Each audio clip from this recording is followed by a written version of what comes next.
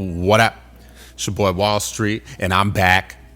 And today we're going to talk about how to control your own narrative. Because if anyone should be in control of the narrative of your life, it is you. And I want you guys to think about that. But we're going to talk about how you do that, okay? Controlling your own narrative in life means that you're taking ownership of how you see yourself, how others see you, and how your overall story and journey unfolds.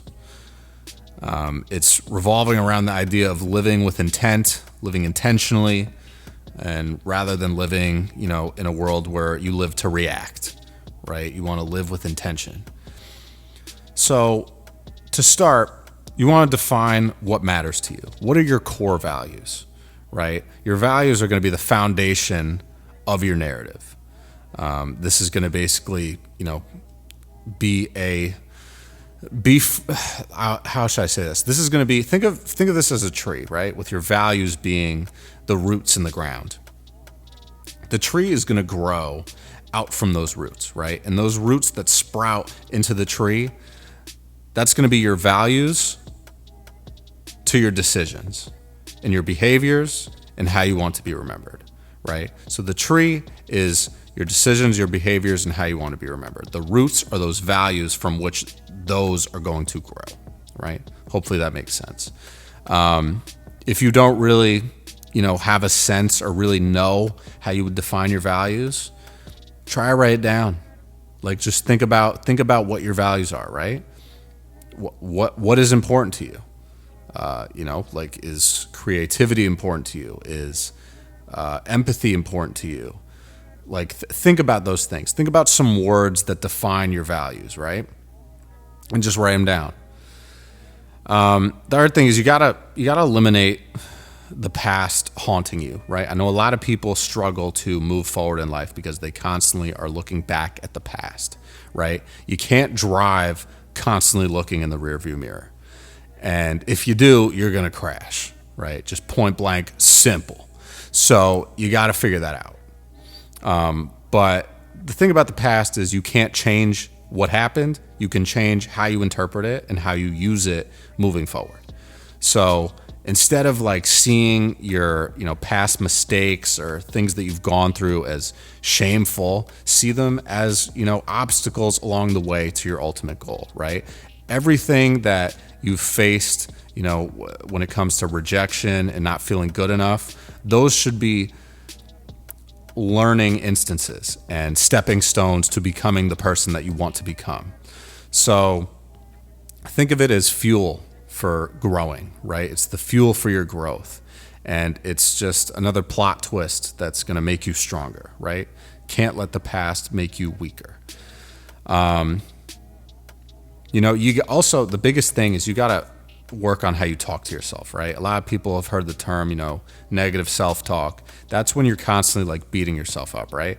And I like the comparison that people use sometimes where they're like, if you talked to yourself the way that you currently talk to yourself, if you talked that same way to one of your friends, would you expect them to be friends with you? Would you expect to have a good relationship with that person?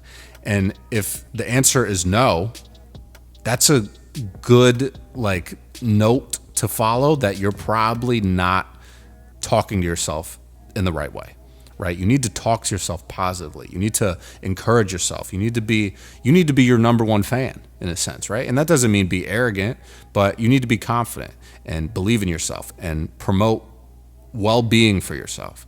Because if you don't do that, it's going to be tough. The most important relationship you'll ever have in your life is the relationship that you have with yourself. And that's very important. So keep that in mind. The other thing is that, you need to figure out how you want to be perceived, right? And I think the only way that you need to think about this is you want to be perceived for who you are. You want to be perceived authentically.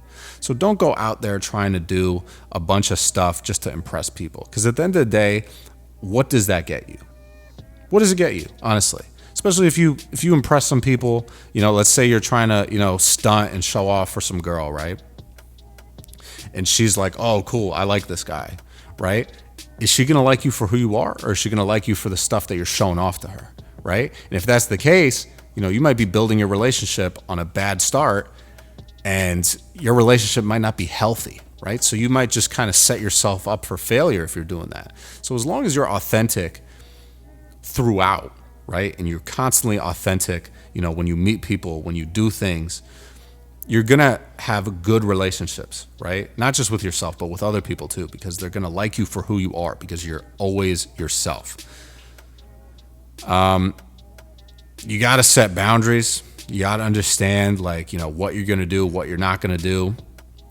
And that's just a part of life. Don't let people push you around and force you into doing stuff that you don't necessarily want to do, right? Especially if that stuff is not going to be good for you. Don't succumb to peer pressure. If someone's not going to like you because you're not going to do something, or, drink with them, or this, that, whatever, that person's probably not the best person to have in your life. Just to be completely honest with you, right? There's a lot of people that get into very bad relationships simply just because they're trying to impress other people and they're doing whatever they tell them to do. At the end of the day, in a lot of situations, those people that are trying to get you to do stuff, they don't really care about you. They just want you to follow the pack. They want you to follow what they're doing. They want to have influence over you. Don't let other people influence you, right? You can always listen to other people's, comments and thoughts, but remember to always put it in perspective with who you are and what you're trying to do. The other thing is, if something changes, right? Your narrative can change, right? Life changes. You can keep editing who you are, right? And that doesn't mean edit yourself to, show people something that you're not, but it's okay to admit that you were wrong about something. It's okay to admit that maybe you need to change direction. Maybe you need to do this instead of that, right? The sooner you realize that something that you're doing is not helping you, or it's not as effective as you need it to be, the best thing you can do is figure that out and change course.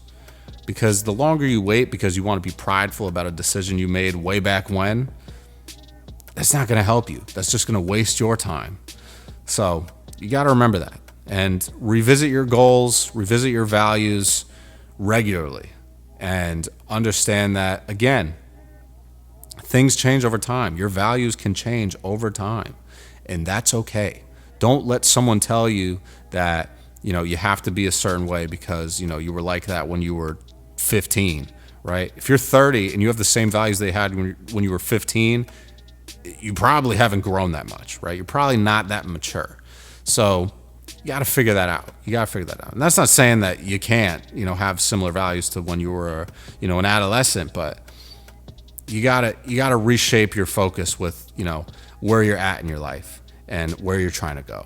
So, and I can tell you firsthand, I'm in a way different position than I was in when I was 15. That was over 10 years ago. So I can't have the same thoughts and values that I had when I was 15, because now I'm 27. I got to figure out, how to move forward in the most effective way. The world changes, and as people, we have to adapt. So that's really it, guys. Figure out how to live the life that you want to lead, and figure out how you want to set your narrative, because at the end of the day, it's in your control. So that's all I got, guys. Let me know what you think in the comments down below. I love all of you. I hope you're all doing well, staying safe, and I'm going to catch you guys later, man. Stay up, stay blessed, stay safe, stay humble, handle business, stand on business. Peace out.